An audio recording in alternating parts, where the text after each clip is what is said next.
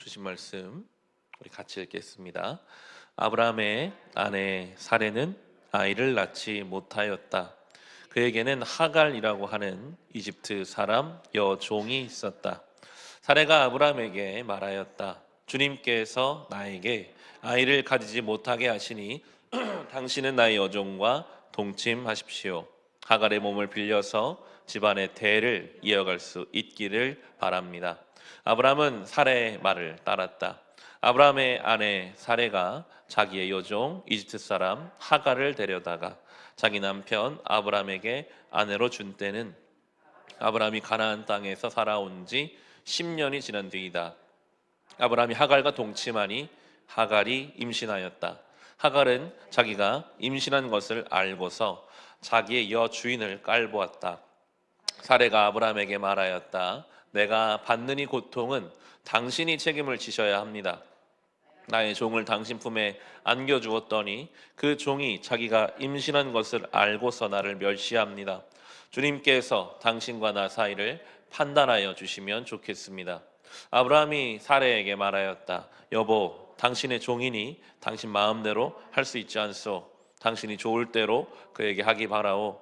사레가 하갈을 학대하니 하갈이 사레 앞에서 도망하였다. 주님의 천사가 사막에 있는 샘 곁에서 하갈을 만났다. 그 샘은 수르로 가는 길 옆에 있다. 천사가 물었다. 사레의 종 하갈아, 내가 어디서 와서 어디로 가는 길이냐? 하갈이 대답하였다. 나의 여주인 사레에게서 도망하여 나오는 길입니다. 주님의 천사가 그에게 말하였다. 너의 여주인에게로 돌아가서 그에게 복종하면서 살아라. 주님의 천사가 그에게 또 일렀다. 내가 너에게 많은 자손을 주겠다. 자손이 셀 수도 없을 만큼 불어나게 하겠다. 주님의 천사가 그에게 또 일렀다. 너는 임신한 몸이다. 아들을 낳게 될 터이니 그의 이름을 이스마엘이라고 하여라. 내가 고통 가운데서 부르짖는 소리를 주님께서 들으셨기 때문이다. 너의 아들은 들나귀처럼 될 것이다. 그는 모든 사람과 싸울 것이고 모든 사람 또한 그와 싸울 것이다. 그는 자기의 모든 친족과 대결하며 살아가게 될 것이다. 하갈은 내가 여기에서 나를 보시는 하나님을 뵙고도 이렇게 살아서 겪은 일을 말할 수 있다니 하면서 자기에게 말씀하신 주님을 보시는 하나님이라고 이름 지어서 불렀다. 그래서 그 샘 이름도 부엘라 헤로이라고 지어서 부르게 되었다. 그 샘은 지금도 가데스와 베렛 사이에 그대로 있다. 하갈과 아브람 사이에서 아들이 태어나니 아브람은 하갈이 낳은 그 아들의 이름을 이스마엘이라고 지었다. 하갈과 아브람 사이에 이스마엘이 태어날 때에 아브람의 나이는 86이었다. 아멘. 아브람이 하나님 말씀 따라 가나안에 온 지 10년이 지난 시점입니다. 많은 일들이 있었죠. 기근이 왔다고 도망가서 이집트에 가서 어려운 일을 당한 일도 있었고, 조카 롯 때문에 믿음으로 그를 구해낸 일도 있었습니다. 그런데 이렇게 10년이 지나고 여러 일들이 있었지만 그 아브라함과 그 가정의 가장 약한 고리, 이 자녀의 문제는 여전히 지금 남아 있습니다. 개인마다 다 다르지만 신앙의 여정 속에서 하나님이 먼저 좀 다뤄가시는 부분들이 있고 잘 안 다뤄지는 부분들이 있는 것 같아요. 10년이나 지났는데 그 자리에 있는 것 같은 어떤 문제, 가장 약한 부분이 신앙적으로 해석되지 않으니까 이제 오늘 세상의 방식대로, 그 당시는 다 그런 일들이 많이 있었거든요. 본 부인 사이에서 자녀가 생기지 않으면 다른 여자를 통해서라도 자녀를 얻어서 대를 이어가는, 다 그렇게 살아가는 세상의 방식을 이제 아브라함의 가정이 오늘 취하게 되죠. 아내가 먼저 그 말을 꺼냅니다. 아마도 아브라함의 심중을 가장 잘 아는 사레가 이렇게 이야기하면 남편이 들을 것이고, 그렇게 해서라도 뭔가 이어가자. 하나님의 방법과는 다른, 하나님도 이걸 기뻐하시겠지, 뭔가 자기의 생각과 세상의 방법이 적당히 섞여서 그 일을 진행하고 있습니다. 신앙적으로 유연성을 가지고 포용해야 될 부분들이 있을 수 있고, 타협하지 않아서는, 타협해서는 안 되는 부분도 있는 것인데, 오늘은 타협하지 말았어야 할 부분을 타협함으로 생기는 문제를 우리에게 보여주는데요. 1절, 2절을 같이 한번 다시 읽어보겠습니다. 아브라함의 아내 사레는 아이를 낳지 못하였다. 그에게는 하갈이라고 하는 이집트 사람 여종이 있었다. 사레가 아브라함에게 말하였다. 주님께서 나에게 아이를 가지지 못하게 하시니 당신은 나의 여종과 동침하십시오. 하갈의 몸을 빌려서 집안의 대를 이어갈 수 있기를 바랍니다. 아브라함은 사레의 말을 따랐다. 아멘. 이 마지막 표현, 아브라함이 하나님의 말씀을 따라 여기까지 온 인생인데 어느 시점에 어떤 일이 생각처럼 되지 않으니까 이제 하나님의 말이 아니라 사례의 말을 따랐다. 성경은 표현하고 있습니다. 사례가 어떤 마음으로 자기 여종을 내어 주었는지 성경을 쓰고 있지는 않으나 우리는 생각해 볼 수 있죠. 자기 종 중에서 그래도 임신을 해도 가장 내가 통제가 가능한, 여러 가지 면에 있어서 제일 신뢰가 가능한 그런 여종을 내어 주었을 것이고, 그리고 그렇게 만약에 여종을 통해 자녀가 생기면 더 이상 내 문제, 그렇게 생기는 것이 필요하다, 이제 이렇게 볼 수 있을 텐데요. 만약에 그런데 아기가 안 생기면, 그렇게 젊은 여종을 아내에게 주었는데도 아기가 안 생기면 그것은 이제 이 아기가 안 생기는 문제의 원인이 남편에게 있는 거잖아요.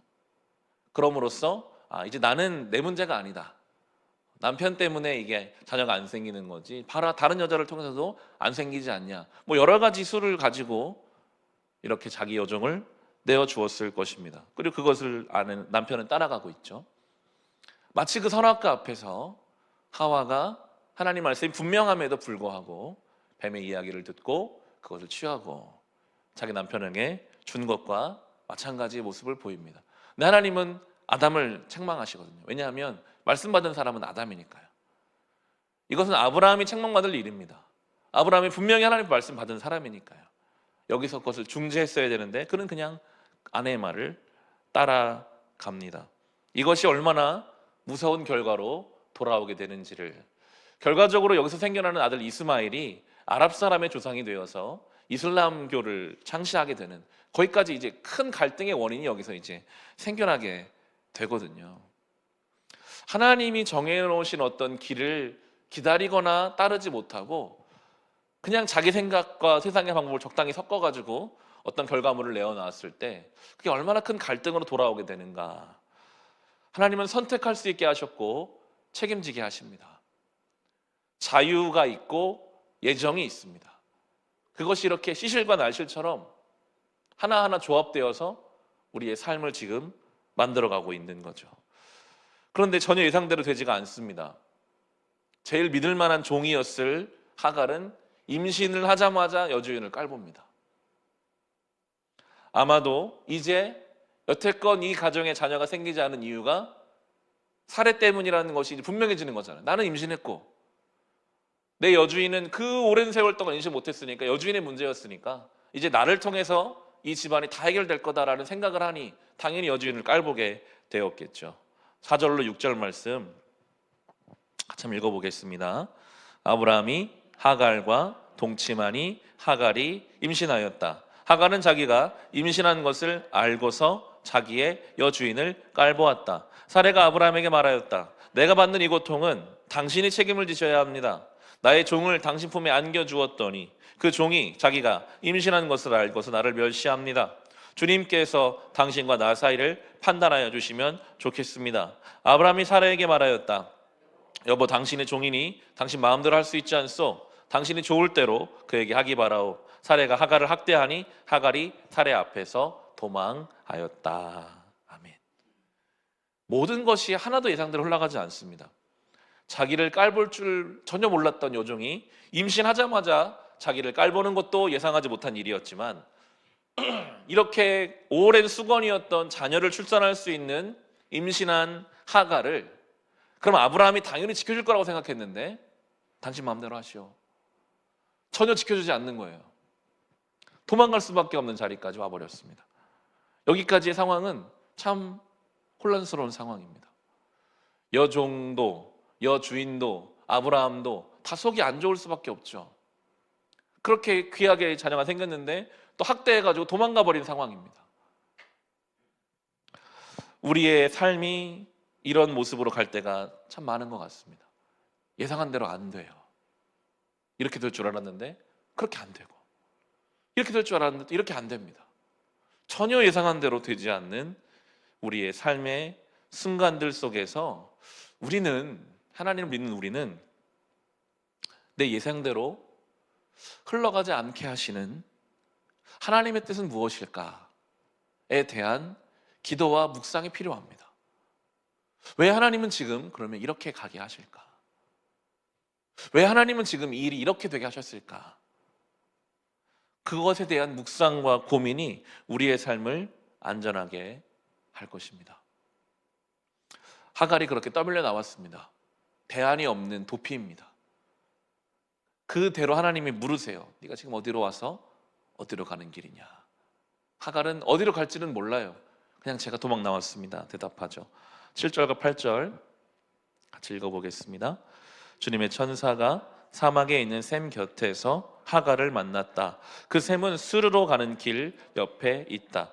천사가 물었다. 사레의 종 하갈아, 내가 어디서 와서 어디로 가는 길이냐? 하갈이 대답하였다. 나의 여주인 사레에게서 도망하여 나오는 길입니다.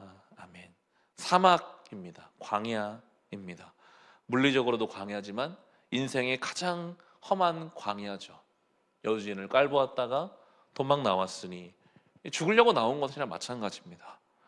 하나님도 그렇게 물으시죠. 네가 어디로 가는 길이냐? 갈 길이 없다는 걸 아세요. 저는 지금 갈 길이 없습니다. 도망은 나왔지만 어디로 갈지 모르겠습니다. 그때 주님께서 어디로 가야 할지를 다시 가르쳐 주십니다. 돌아가라. 네가 그렇게 멸시받고 너를 무시하는 너의 여주인에게로 돌아가라. 사례를 여주인이라고 말씀하심으로써 그의 위치와 관계에 대해서 자각하게 하십니다. 너는 그럼에도 주인을 섬겨야 되는 종이다. 그런데 그 역할을 성실하게 감당하면 내가 너를 지켜줄 것이다 말씀하시는 거죠. 9절로 11절의 말씀입니다. 같이 읽겠습니다. 주님의 천사가 그에게 말하였다. 너의 여주인에게로 돌아가서 그에게 복종하면서 살아라. 주님의 천사가 그에게 또 일렀다. 내가 너에게 많은 자손을 주겠다. 자손이 셀 수도 없을 만큼 불어나게 하겠다. 주님의 천사가 그에게 또 일렀다. 너는 임신한 몸이다. 아들을 낳게 될 터이니 그의 이름을 이스마엘이라고 하여라. 내 고통 가운데서 부르짖는 소리를 주님께서 들으셨기 때문이다. 아멘. 참 어려운 말씀이죠. 방금 도망쳐 나왔는데 다시 그 집으로 들어간다. 어떤 염치와 또 어떤 수모를 겪을지가 뻔하지만 하나님은 돌아가라고 하세요. 그가 겪어야 할 그 수모와 그 어려움은 그가 여주인을 깔본 것에 대한 책임이죠. 그 책임을 지게 하시지만 분명한 것은 나는 너의 고통 중의 소리를 들었다. 아들을 낳을 것이고 큰 민족을 이룰 것이다. 하나님의 그 말씀을 의지해서 하갈은 돌아가서 이제 그 자리를 지켜냅니다. 우리에게도 그렇게 말씀하실 때가 있는 것 같습니다. 그 자리로 돌아가라. 우리는 도망치고 싶고 그 자리를 지키고 싶지 않지만 하나님께서는 나에게 주신 그 자리, 그런데 내가 고통 속에 부르짖는 소리, 그 자리를 살면서 고통이 생길 때마다 부르짖으라는 거거든요. 그럼 나는 그 고통 중에 부르짖음을 들어줄 것이다 이야기하고, 그걸 통해 그 시간이 전혀 무의미하지 않고 그 시간을 통해 뭔가를 만들어낼 것이다 라고 주님께서 하갈에게 말씀하고 계십니다.